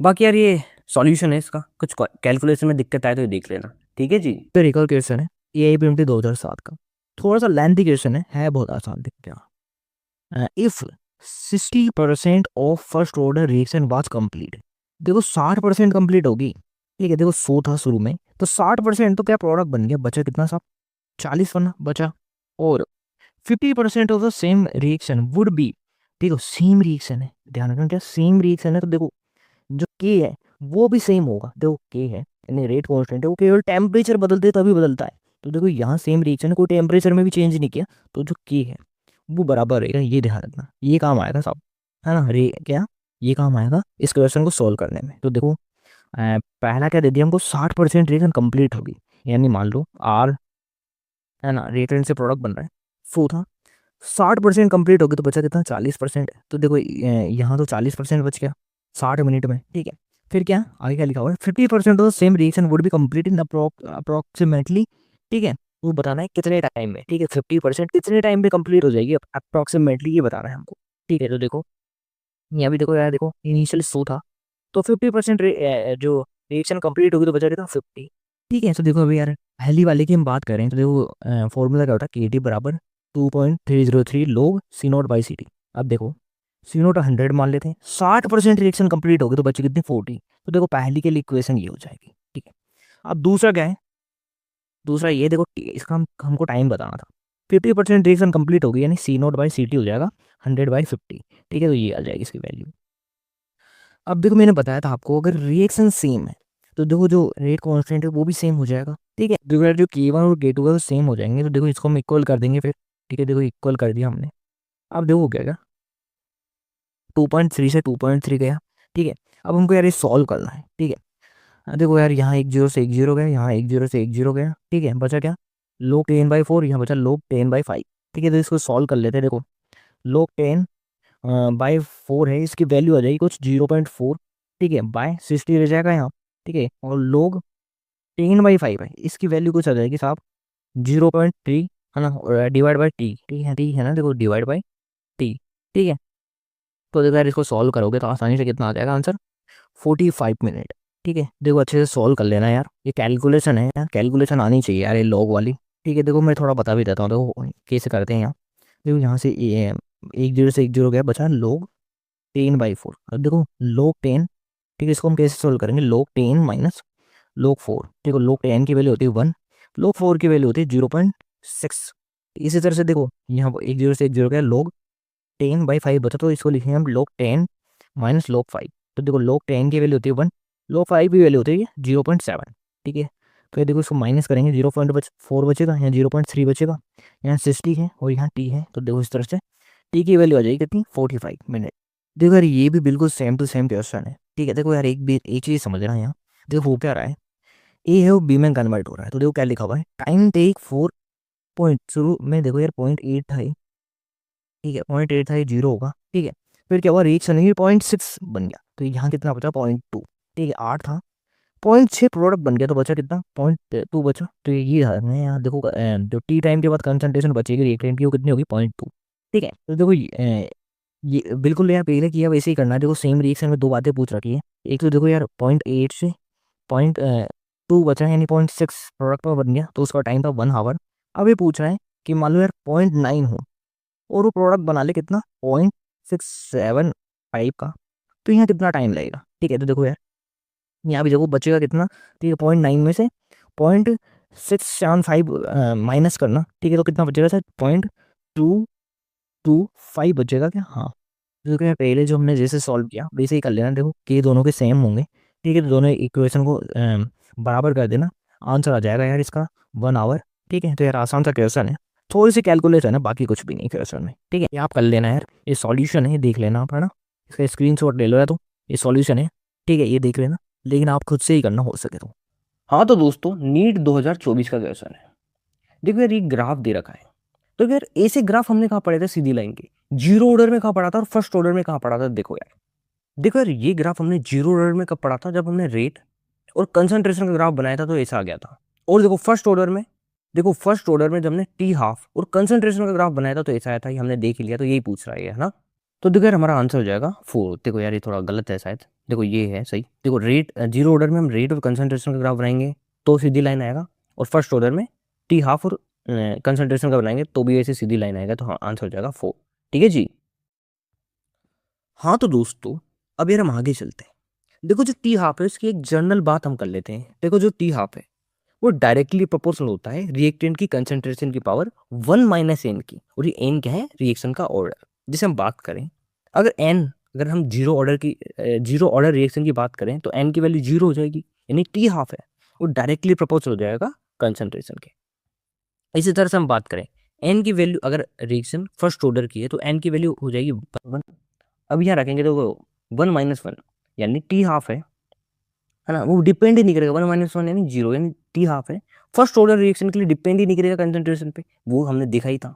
अब देखो अगर एन की वैल्यू 2 रख दें तो देखो यार, है ना, तो यहाँ क्या जाएगा, सी नोट की पावर -1 यानी टी हाफ है, इनवर्सली प्रोपोर्शनल हो जाएगा सी नोट के। ठीक है, तो यार ये बात थी। अब देखो ये क्वेश्चन आया था, तो देखो यार ये है नीट 2018 क्वेश्चन। देखो यार बी ऑप्शन सही हो जाएगा। देखो टी हाफ है वो फर्स्ट ऑर्डर है, उसमें तो डिपेंड नहीं करता कंसंट्रेशन पे, लेकिन सेकंड ऑर्डर है उस पर डिपेंड करता है। देखो सेकंड ऑर्डर में टी हाफ है वो इनवर्सली प्रोपोर्शनल हो जाता है कंसंट्रेशन के। देखो यार आंसर बी आ जाएगा। ठीक है जी। हाँ तो दोस्तों, बात कर लेते हैं एआईपीएमटी 2012 के क्वेश्चन की। देखो क्वेश्चन क्या है, ध्यान से देखना। देखो हम 10 डिग्री सेल्सियस अगर टेम्परेचर बढ़ाते हैं तो रेट डबल हो जाती है। तो अगर हम टेम्परेचर 10 डिग्री सेल्सियस से 100 डिग्री सेल्सियस करते हैं तो रेट कितनी हो जाएगी। देखो यार एक फॉर्मूला है वैसे तो, यहाँ 2 की पावर डेल्टा टी, और देखो टेम्परेचर कितना बढ़ा रहे हैं 10, तो डिवाइड बाई 10। तो देखो यार 2 डेल्टा टी कितना हो जाएगा, देखो 10 डिग्री से 100 डिग्री कर रहे हैं, यानी 100 माइनस 10 यानी 90 डिवाइड बाई 10 यानी 2 की पावर 9 आ जाएगा। 2 की पावर 9 क्या होता है, आंसर भी 512। तो आंसर ये हो जाएगा, ये फॉर्मूला याद रख लेना, क्या 2 की power delta T divide by 10। ठीक है, तो यार ये फॉर्मूला आप याद रख लेना है इस तरह के क्वेश्चन के लिए। ठीक है, आंसर हो जाएगा बी। ठीक है जी। हाँ तो दोस्तों यार अब हम आगे चलते हैं। आगे हम बात कर लेते हैं जी आर्हेनियस इक्वेशन की। देखो ये होती है हमारी आर्हेनियस इक्वेशन। देखो जहाँ के बराबर होता है ए ई की power minus E A by R T के है रेट कांस्टेंट, ए है आर इज कांस्टेंट, ई ए है एक्टिवेशन एनर्जी, आर है गैस कांस्टेंट और टी है जी टेम्परेचर। अब देखो इस इक्वेशन को हम थोड़ा सिंप्लीफाई करेंगे तो देखो दोनों तरफ एल एन ले लेंगे तो ये हमारी इक्वेशन बन के आएगी, ये हमारी इक्वेशन बन के आएगी जहां एल एन के बराबर होगा L N A minus E by R T के। अब देखो एक बात आपको पहले से ही पता होगी, मैं वापस बता देता हूँ। देखो क्या, देखो यार वैसे तो ये बेसिक बात है, आपको पहले से ही पता होनी चाहिए। देखो क्या, एल एन ई एक्स बराबर होता है एक्स के, इसीलिए एल एन ई की power minus E A by R T हो जाएगा बराबर minus E A by R T के, यानी ये वैल्यू जो है वो एक्स के बराबर हो जाती है। ठीक है जी, इसीलिए जब हमने एल एन लिया तो ये बराबर हो गया किसके, minus E A by R T के। ठीक है, तो देखो यार हमारी इक्वेशन ये बन के आ गई। हाँ तो दोस्तों यार ये जो इक्वेशन है इसके लिए हम ग्राफ प्लॉट कर लेते हैं। तो देखो यार इस इक्वेशन के लिए हम ग्राफ प्लॉट कर लेते हैं, बहुत बहुत इंपॉर्टेंट है। देखो वाई एक्सिस पे आ जाएगा एल एन के, एक्स एक्सिस पे हो जाएगा 1/t, और ये जो स्लोप है बहुत बहुत इंपॉर्टेंट स्लोप है यहाँ, वो बराबर हो जाएगी minus E A by R के, और इंटरसेप्ट क्या हो जाएगा एल एन ए, ये इंटरसेप्ट हो गया हमारा एल एन ए। तो देखो यार एक बार वापस, वाई एक्सिस पे हो गया एल एन के, इंटरसेप्ट हो गया एल एन ए, स्लोप बराबर होगी minus E A by R के, ये बहुत बहुत इंपॉर्टेंट है, और एक्स एक्सिस पे है 1/t। तो यार ये सेम क्वेश्चन आ गया था हमारा नीट 2023 में। देखो देखो यार नीट 2023 का क्वेश्चन है, ग्राफ प्लॉट करना था तो देखो आंसर ये हो जाएगा, कुछ इस तरह का ग्राफ आएगा जहाँ स्लोप, देखो स्लोप तो पूछी नहीं, देखो फिर बता देता हूँ, फिर भी मैं बता देता हूँ। देखो स्लोप बराबर होती है यहाँ minus E A by R के, minus E A by R के। ठीक है, क्वेश्चन देखो जी, सीबीएसई एपीएमटी 2015 का, the activation energy of A reaction can be determined from the slope of which of the following graph. तो देखो यार एल एन के वर्सेज 1/t का ग्राफ बनाते हैं तो स्लोप हमारी आ जाती है बराबर minus E A by R के, जहां से हम ई ए की वैल्यू निकाल सकते हैं अगर हमको स्लोप पता है तो आसानी से। तो ये आंसर हो जाएगा सी। सेम टू सेम क्वेश्चन एक बार आ गया, देखो सेम टू सेम क्वेश्चन एक बार और वापस आ गया एआईपीएमटी 2003 में। तो देखो यार एल एन के वर्सेज 1/t या लॉग के वर्सेज 1/t का ग्राफ है, वो हमको दे देगा क्या, एक्टिवेशन एनर्जी। तो देखो यार ये आ गया फर्स्ट। ठीक है, हाँ तो दोस्तों यार अब हम बात कर लेते हैं सीबीएसई एपीडी 2015 के क्वेश्चन की। देखो बहुत ही आसान क्वेश्चन है, the activation energy of A reaction can be determined from the slope of which of the following graph. तो देखो अभी अभी हमने देखा अगर हम एल एन के वर्सेज 1/t का ग्राफ बनाते हैं तो स्लोप आ जाती है किसके बराबर जी, minus E A by R के। और अगर हमको स्लोप की वैल्यू पता है तो हम आसानी से यहाँ से एक्टिवेशन एनर्जी निकाल सकते हैं। तो देखो ये हो गया हमारा answer C. Same to same question 2003 में भी आया था। देखो तो देखो यार यहाँ भी आंसर हो जाएगा फर्स्ट, एल एन क्या है लोग के वर्सेज 1/t का ग्राफ अगर हम बनाएंगे तो यहाँ से हम एक्टिवेशन एनर्जी निकाल देंगे आसानी से। तो आंसर हो गया फर्स्ट। ठीक है, देखो यार ये भी बहुत ही आसान क्वेश्चन नीट 2021 का।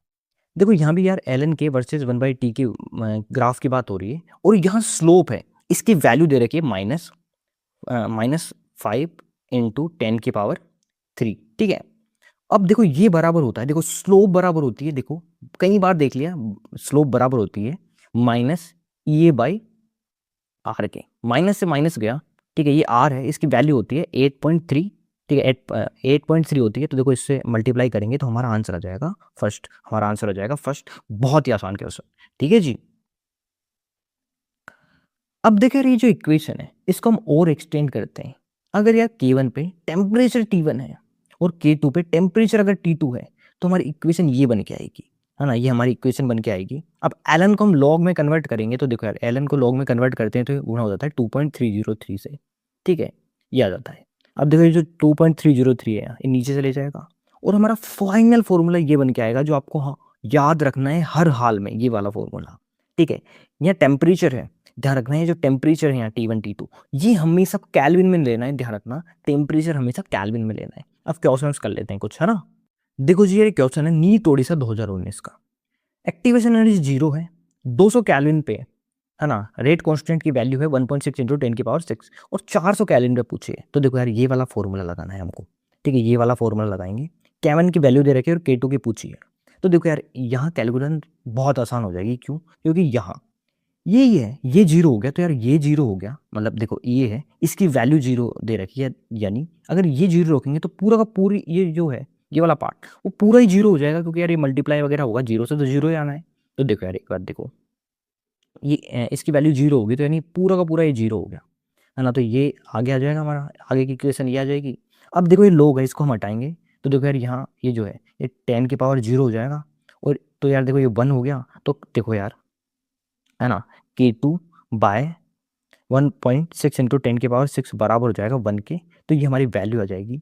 अब देखो यार, अगर आपको लॉग की कैलकुलेशन करने में कोई भी दिक्कत आ रही है तो प्लीज़ प्लीज़ यार, है ना, लॉग की कैलकुलेशन के लिए कोई वीडियो देख लो यूट्यूब पे, ठीक है। तो यार ये हमारा क्वेश्चन हो गया, बहुत ही आसान क्वेश्चन था, ठीक है। हाँ तो दोस्तों यार, बात कर लेते हैं नीट 2013 के क्वेश्चन की। बहुत ही आसान क्वेश्चन है, जो फॉर्मूला पढ़ा हमने उसी पे 20 क्वेश्चन है। बस आपको एक चीज़ समझनी, देखो क्या, देखो रेट है वो डबल हो जाती है कब जी, जब टेम्परेचर है 20 डिग्री सेल्सियस से 35 डिग्री सेल्सियस होता है, और यहाँ हमको बतानी है एक्टिवेशन एनर्जी। तो देखो यार, रेट मान लो शुरू में R1 है, R के बराबर थी, तो देखो ये दोगुनी हो जाती है, यानी R2 2R के बराबर हो जाएगी। यानी अगर हम रेशियो निकाले R2 डिवाइड बाई R1 का, तो ये 2 आ जाएगा, 2R डिवाइड बाई R यानी 2 आ गया। तो R2 और R1 जो है उसका रेशियो आ जाएगा जी, सॉरी एक सेकेंड जी, R2 डिवाइड बाई R1 का रेशियो आ गया 2।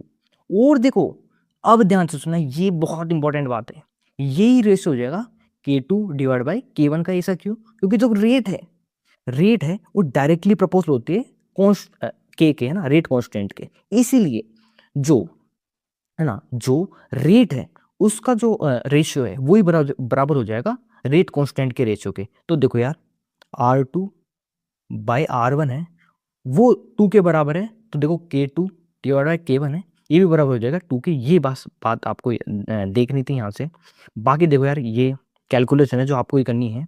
देखो यार, यहाँ सेल्सियस में दे रखा है, तो इनको केल्विन में कन्वर्ट करना पड़ेगा, ये मैंने आपको पहले ही बता दिया था। तो देखो यार, ये आपको फॉर्मूला लगाना है, जी। देखो K2 बाई K1 है, ये बराबर हो जाएगा 2 के, तो log 2 आ जाएगा यहाँ। इसकी वैल्यू निकालनी है हमको, बाकी सब भाई हमारे पास T1 की वैल्यू है, T2 की है। देखो 20 डिग्री सेल्सियस, यानी इसका मतलब क्या, 293, ठीक है। 35 का मतलब है 308। तो यार ये आपको सॉल्व करना है खुद से, ठीक है। तो यार ये हमारा लास्ट में आंसर बन के आ जाएगा, ठीक है जी। अब देखो यार, इसी तरह का क्वेश्चन नीट 2024 में भी आया था। देखो यहाँ क्या है, वहाँ रेट 2 गुनी हो रही थी, यहाँ रेट है 4 गुनी हो रही है, यानी R2 डिवाइड बाई R1 है उसका रेशियो 4 हो जाएगा, यानी K2 डिवाइड बाई K1 है उसका रेशियो भी 4 हो जाएगा, ठीक है। बाकी देखो यार, आपको ही सॉल्व करना है। ये जो टेम्परेचर है इसको आप कन्वर्ट कर लोगे किस में जी, केल्विन में, और बाकी हमारा जो फॉर्मूला है वो आपको लगा देना है, तो आंसर आ जाएगा। कैलकुलेशन थोड़ी सी यार कठिन होने वाली है, बाकी फॉर्मूला बेस्ड क्वेश्चन है, आंसर हो जाएगा सी, ठीक है जी। अब देखो हम आगे चलते हैं, CBSE APMT 2008 का क्वेश्चन। देखो बहुत ही आसान क्वेश्चन है। देखो K1 और K2 है, इनकी वैल्यूज दे रखी है, और हमसे पूछा है अगर हम K1 और K2 को बराबर करते तो टेम्परेचर क्या होगा। देखो मैं मानता हूँ यार, इस क्वेश्चन के लिए कोई भी कॉन्सेप्ट की जरूरत नहीं है, आपको कुछ भी नहीं पता तो भी ये क्वेश्चन हल हो जाएगा, लेकिन आपको बस कैलकुलेशन आनी चाहिए। देखो ये K1 और K2 है, इन दोनों को हम बराबर करते हैं, लेकिन थोड़ा सा सिंप्लीफाई कर लेते हैं। देखो हम लोग ले लेते हैं, देखो K1 का लोग लेंगे तो ये आएगा। अब देखो लोग की कैलकुलेशन तो आपको आनी चाहिए, ठीक है। इसका लोग लेंगे तो ये आएगा, दोनों को जैसे ही बराबर करेंगे तो टी की वैल्यू आ जाएगी। कुछ भी नहीं यार, बच्चों जैसा क्वेश्चन है, लोग की कैलकुलेशन आपको आनी चाहिए थोड़ी बहुत, बाकी बच्चों जैसा क्वेश्चन है। इन दोनों को आप बराबर कर दो, इसको हमने थोड़ा सिंप्लीफाई कर दिया, इन दोनों को, इनको आप बराबर करोगे तो फटाफट से टी की वैल्यू आ जाएगी, तो ये हमारा ये वाला क्वेश्चन भी खत्म हुआ, ठीक है जी। अब देखो यार, एक बहुत ही छोटी पर बहुत इंपॉर्टेंट बात हम समझने वाले हैं, देखो ध्यान से समझना। देखो यार, कोई भी रिएक्टेंट प्रोडक्ट में कैसे बदलता है ये हम देखने वाले हैं, ठीक है। तो देखो ध्यान से देखना, होता क्या है, ये रिएक्टेंट है, ठीक है, इसकी थोड़ी सी एनर्जी होगी स्टार्टिंग में, इसके पास भी कुछ ना कुछ एनर्जी तो होगी। तो देखो होता क्या है, ये क्या है, एनर्जी बैरियर को कंप्लीट करता है और ट्रांजिशन स्टेट में पहुंचता है, ठीक है। फिर जाके ये क्या है, प्रोडक्ट में चेंज होगा। तो देखो कोई भी रिएक्टेंट है, पहले तो इसके पास कुछ इनिशियल एनर्जी होगी, देखो यहाँ ये एनर्जी का ग्राफ है, कुछ इनिशियल एनर्जी तो इसके पास भी होगी। और ये क्या है, एनर्जी बैरियर को, ठीक है, यहाँ से एनर्जी बैरियर को क्रॉस करते हुए, पार करते हुए ट्रांजिशन स्टेट पे पहुंचेगा, फिर ये प्रोडक्ट में बदलेगा, ठीक है। तो यार एक बात देखो, यहाँ एक और टर्म आती है, कौन सी, एक्टिवेशन एनर्जी।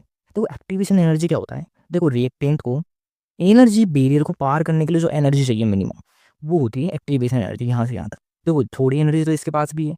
अब देखो जो एडिशनल एनर्जी चाहिए इसको, है ना, एनर्जी बैरियर को पार करने के लिए, ठीक है, और अपने ट्रांजिशन स्टेट तक पहुँचने के लिए, तो वो होगी एक्टिवेशन एनर्जी। ठीक है, देखो कंप्लीट एनर्जी, ठीक है, देखो रिएक्टेंट के पास पहले से भी थी और प्लस एक्टिवेशन एनर्जी, ये कंप्लीट एनर्जी को हम बोलते हैं थ्रेशोल्ड एनर्जी। ठीक है, देखो रिएक्टेंट के पास कुछ एनर्जी तो पहले से भी है, फिर हमने एक्टिवेशन एनर्जी दी, ठीक है, इसके लिए ताकि एनर्जी बेरियो कंप्लीट करे और ट्रांजिशन स्टेट में पहुंच पाए ताकि ये प्रोडक्ट बना पाए।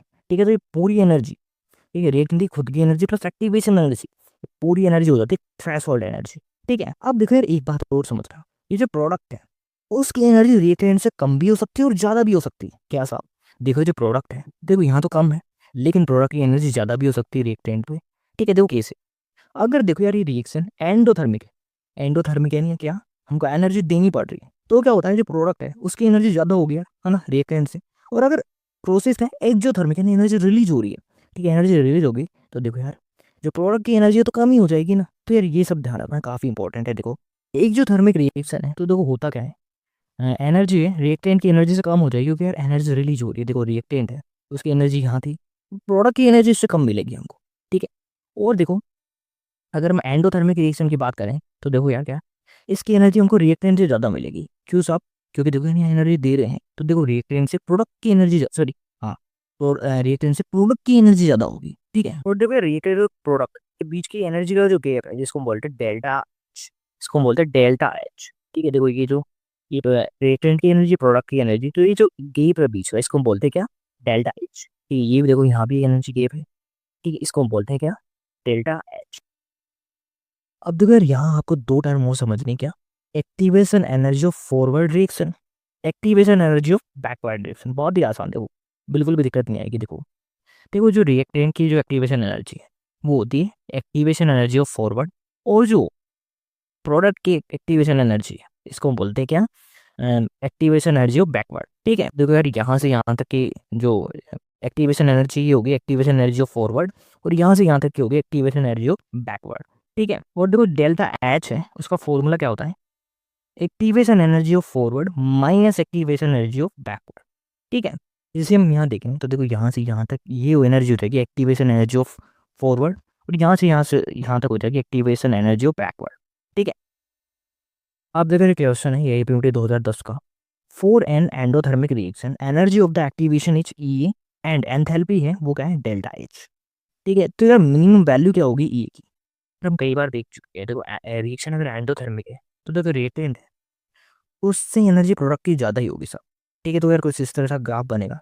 ठीक है, एक्टिवेशन एनर्जी क्या हो जाएगी, देखो ये यहाँ से यहाँ तक, ठीक है, रिएक्टेंट है उसको ट्रांजिशन स्टेट तक पहुँचने के लिए जो एडिशनल एनर्जी हम दे रहे हैं वो है एक्टिवेशन एनर्जी ई। अब देखो यार प्रोडक्ट को कहीं भी रख दो, यहाँ रखो यहाँ रखो यहाँ रखो यहाँ रखो, तो डेल्टा एच है, देखो प्रोडक्ट और रिएक्टेंट की एनर्जी का जो अंतर है वो डेल्टा एच है। वो देखो यार ये से तो कम ही आना है, देखो ये तो इतना है यार यहाँ, वो डेल्टा एच यार चाहे प्रोडक्ट यहाँ भी हो तो इतना आ जाएगा, यहाँ भी हो तो इतना आ जाएगा। ठीक है, इससे ऊपर जा नहीं सकता, तो देखो डेल्टा एच जो है वो ये से तो कम ही रहेगा साहब। ठीक है, एंडोथर्मिक में यानी ये है वो ज़्यादा होगा हमेशा डेल्टा एच से एंडोथर्मिक रिएक्शन में, तो आंसर ये हो जाएगा सी।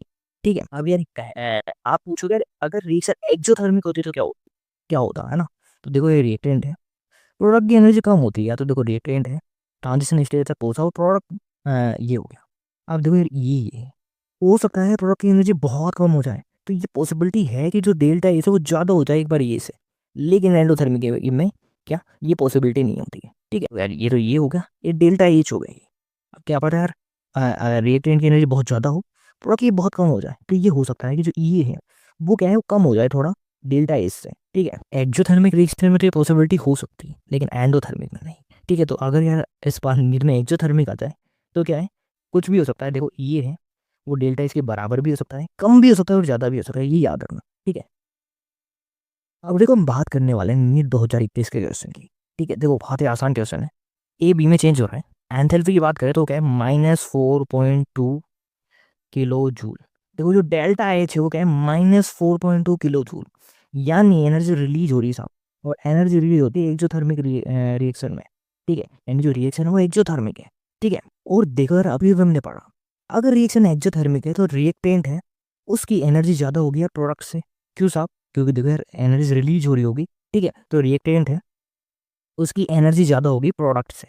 ठीक है, तो यार इसलिए ग्राफ इस तरह से आ जाएगा। देखो यहाँ रिएक्टेंट की एनर्जी ज़्यादा है प्रोडक्ट से, क्योंकि यार एनर्जी रिलीज हो चुकी है, ठीक है। और डेल्टा एच नेगेटिव है यानी एक्सोथर्मिक रिएक्शन है, और एक्सोथर्मिक क्या, प्रोडक्ट की एनर्जी कम होती है रिएक्टेंट से, ठीक है।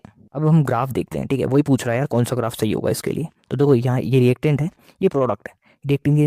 रिएक्टेंट की एनर्जी कम है, प्रोडक्ट की ज़्यादा, तो ये नहीं हो सकता, ठीक है। प्रोडक्ट की एनर्जी कम होनी चाहिए ना, देखो एनर्जी रिलीज हो रही है, एक्सोथर्मिक रिएक्शन है। अब यहीं से देखें तो देखो रिएक्टेंट है, उसकी एनर्जी क्या है, ज़्यादा है, और प्रोडक्ट की कम है, तो बिल्कुल सही है, आंसर हो जाएगा। यहाँ हम देखें तो देखो यार बराबर सा आ रहा है लगभग, ठीक है। अगली बारी में देखो यार यहाँ ये सही तो है, लेकिन अजीब सा एक कर्व बन रहा है ऐसे आगे पीछे, तो ये भी गलत है, वही सही है, ठीक है। हाँ तो दोस्तों बात कर लेते हैं नीट 2025 के क्वेश्चन की। ये भी देखो बहुत ही आसान क्वेश्चन है, ये रिएक्शन है, इसके लिए डेल्टा इज दे रखा है। देखो यार नेगेटिव है यानी रिएक्शन एक्सोथर्मिक है। तो देखो यार एक बार हम ग्राफ बना लेते हैं। देखो यार रिएक्शन एक्सोथर्मिक है यानी जो प्रोडक्ट है उसकी एनर्जी कम होगी रिएक्टेंट से, यानी देखो ये रिएक्टेंट है, इसकी एनर्जी ज़्यादा होगी प्रोडक्ट से, एक है तो प्रोडक्ट की एनर्जी हो कम होगी रिएक्टेंट से। तो देखो यार ये डेल्टा एच होगा, इनकी एनर्जी का अंतर, रिएक्टेंट और प्रोडक्ट की एनर्जी का अंतर क्या होता है, डेल्टा एच। और इसकी वैल्यू दे रखी है हमको -74.8, ठीक है। तो यार ये हमारा ग्राफ बन जाएगा मोटा मोटा, ठीक है। तो देखो यार ये है ऑप्शन सी हो जाएगा ना, आंसर ऑप्शन सी हो जाएगा। ये ऐसा हो जाएगा, देखो रिएक्टेंट है, ये प्रोडक्ट है, डेल्टा एच नेगेटिव है नहीं, प्रोडक्ट है, उसकी एनर्जी कम है रिएक्टेंट से। तो यार इस तरह से हो जाएगा, ये खत्म होगा हमारा नीट 2025 का क्वेश्चन। अब देखो यार हम एक कैटलिस्ट है, इसको भी थोड़ा सा पढ़ लेते हैं। तो कोई भी कैटलिस्ट है वो क्या करता है, रिएक्शन है उसकी स्पीड है उसको बढ़ा देता है, ठीक है। जैसे यार देखो रिएक्शन हो रही होगी, ठीक है, रिएक्टेंट प्रोडक्ट में चेंज कर हो रहा होगा, ठीक है। तो इस तरह से रिएक्शन हो रही होगी, ये रिएक्टेंट है, फिर ये जाएगा ट्रांजिशन स्टेट में, फिर प्रोडक्ट में बदलेगा। कैटलिस्ट क्या करेगा, इस पाथ को छोटा कर देता है, ठीक है। देखो रिएक्टेंट और प्रोडक्ट तो वहीं रहेंगे, इसकी एनर्जी तो, लेकिन ये क्या करेगा, इस पाथ को थोड़ा सा छोटा कर देगा इस तरह से, ठीक है। इस तरह से इसने पाथ को छोटा कर दिया, ठीक है। इससे क्या हुआ, स्पीड अप होगी, रिएक्शन की स्पीड अप होगी। देखो रिएक्टेंट और प्रोडक्ट की एनर्जी तो सेम रही, ठीक है। डेल्टा एच में भी कोई परिवर्तन नहीं आया, ठीक है, डेल्टा एच भी वही है, लेकिन क्या हुआ, स्पीड ज़्यादा होगी साहब। क्यों, देखो यार यहाँ इसका जो पाथ था वो बदल गया, यहाँ पहले इसे ऊपर जाना पड़ रहा था पूरा, फिर आना पड़ रहा था, लेकिन अब क्या है, ये छोटा सा पाथ पे ही रिएक्शन होगी, ट्रांजिशन स्टेट है, वहाँ तक पहुँचने के लिए जो एनर्जी चाहिए वो कम चाहिए अब इसे, ठीक है। यहाँ ये यहीं ट्रांजिशन स्टेट आ गई, फिर यहीं से प्रोडक्ट में बदल गया। तो कैटलिस्ट काम ये करता है, देखो एक तो क्या स्पीड अप करता है, टाइम कम लग रहा है ना रिएक्शन को पूरा होने में, रेट ऑफ रिएक्शन बढ़ा देता है, लेकिन डेल्टा एच जो कि वही रहता है, और एनर्जी है रिएक्टेंट और प्रोडक्ट की वो भी वही वही है, ठीक है। और देखो एक और बात, जो कैटलिस्ट है वो रिएक्शन को इनिशिएट भी नहीं करता है, कैटलिस्ट का तो यही काम है, पर जो भी हमने बताया, ठीक है। तो देखो यार NEET 2017 question, catalyst do not initiate any reaction, बिल्कुल सही है। रॉन्ग स्टेटमेंट पूछ रहा है तो बिल्कुल सही है यार, है ना, इनिशिएट वगैरह नहीं करता है, तो स्पीड अप करता है, ठीक है। अगला क्या है, the value of the equilibrium constant is change, ना भाई ये कोई वैल्यू चेंज नहीं करता है, ठीक है। तो ये गलत हो गया यार, ये आंसर हो जाएगा, ठीक है। अब देखिए आसान सा क्वेश्चन नीट 2016 का, the addition of the catalyst during a chemical reaction alter which of the following quantities. तो देखो क्या करता है, देखो ये है ना, कैटलिस्ट डाला तो देखो एक्टिवेशन एनर्जी कम हो जाएगी, पहले इतनी थी अब ये इतनी होगी, तो देखो एक्टिवेशन एनर्जी को कम कर देता है, आंसर सी हो जाएगा, ठीक है। अब देखो एक छोटी सी बात और है, ज़्यादा इंपॉर्टेंट नहीं है यार, एक बार क्वेश्चन आ गया इसलिए पढ़ रहे हैं। कौन सी, कॉलिजन थ्योरी। देखो कॉलिजन थ्योरी क्या कहती है, कोई भी रिएक्शन अगर रिएक्टेंट प्रोडक्ट में चेंज होगा तो इसके लिए दो चीज़ जरूरी है, एक तो क्या एनर्जी बैरियर को कंप्लीट करे, वो तो हम देख ही चुके हैं है ना। देखो यार ये रिएजेंट है, सॉरी रिएक्टेंट है, वो यार एनर्जी बैरियर को कंप्लीट करेगा, ट्रांजिशन स्टेट आएगी और फिर प्रोडक्ट में बदलेगा, तो एक चीज़ तो हम देख ही चुके हैं। दूसरी एक और बात है यार, ओरिएंटेशन बैरियर, यानी इसका ओरिएंटेशन है वो भी बिल्कुल सही होना चाहिए यार। इसको हम एक एग्जाम्पल से समझे, जैसे की और लॉक है, ताले उसमें यार सही तरह से चाबी डालोगे और सही दिशा में घुमाओगे तब यार ताला खुलेगा, उसी तरह से यार देखो रिएक्शन है, उसमें जो रिएजेंट है, ठीक है, उसका यार ओरिएंटेशन भी सही होना चाहिए, वो रिएक्शन कर रहे हैं, ठीक है, उसका ओरिएंटेशन भी सही होना चाहिए। और एक फॉर्मूला आता है ये, देखो फॉर्मूला क्या है, देखो रेट बराबर पी जेड ई की power minus E A by R T. अच्छा यार जेड क्या है, कोलिजन फ्रिक्वेंसी, और पी क्या है, प्रोबेबिलिटी फैक्टर या स्टैटिक फैक्टर, ठीक है। देखो यार कोलिजन फ्रिक्वेंसी का मतलब क्या होता है, देखो कोलिजन फ्रिक्वेंसी उसका मतलब है कि the number of collision taking place per second per unit volume of the reaction, ठीक है, ये होता है कोलिजन फ्रिक्वेंसी, ठीक है। फिर एक क्वेश्चन आ गया था नीट 2020 में कि देखो यार जो कोलिजन थ्योरी में फॉर्मूला है, रेट बराबर क्या P Z A B E की power E A by R T, इसमें जो जेड है, ठीक है, वो क्या रिप्रेजेंट करता है, देखो यार कोलिजन फ्रिक्वेंसी रिप्रेजेंट करता है, तो देखो बी आ जाएगा आंसर। स्टेरिक फैक्टर ना तो वो तो पी करता है, ठीक है, फ्रैक्शन करता है ना जीना, है ना, आंसर हो जाएगा बी, ठीक है। हाँ तो दोस्तों यार इस तरह से हमारा बेहतरीन वीडियो खत्म होता है केमिकल काइनेटिक्स पे। देखो यार, हमने नीट में जितने भी क्वेश्चन थे लास्ट 25 सालों के, वो बेहतरीन तरह से देख लिए हैं और उनके कॉन्सेप्ट भी सीख लिए हैं। तो यार वीडियो पसंद है तो प्लीज़ लाइक करें, और इसी तरह के और वीडियो देखने के लिए चैनल को सब्सक्राइब करें, और आपका कोई भी सजेशन हो तो प्लीज़ यार कमेंट करें। धन्यवाद।